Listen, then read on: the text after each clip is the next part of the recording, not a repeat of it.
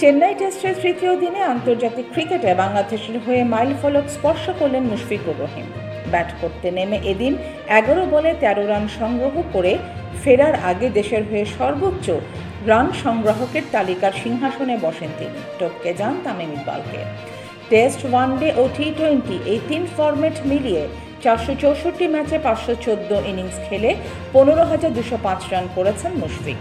দ্বিতীয় ইনিংসে ব্যাট করতে নামার সময় তামিমকে ছাড়িয়ে যেতে কেবল 3 রানের প্রয়োজন ছিল তার। 31তম ওভারের শেষ বলে রবীন্দ্র জাদেজাকে 4 মেরে শীর্ষে উঠে যান এই উইকেট কিপার ব্যাটার। আন্তর্জাতিক ক্রিকেটে 91 টেস্টে 5,913 ও 271 ওয়ানডেতে 7,792 রানের পাশাপাশি 102 টি-20তে 1,500 রান তুলেছেন মুশফিক। 20 সেঞ্চুরির সঙ্গে তার রয়েছে 82টি 50ও।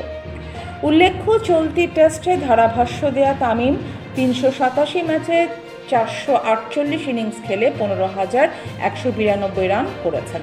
তালিকার 3-এ আছেন সাকিব আল হাসান, 10,694 রান করে মাহমুদুল্লাহ রিয়াদ 4 ও 7,183 রান তুলে তালিকার 5-এ অবস্থান করছেন লিটন দাস।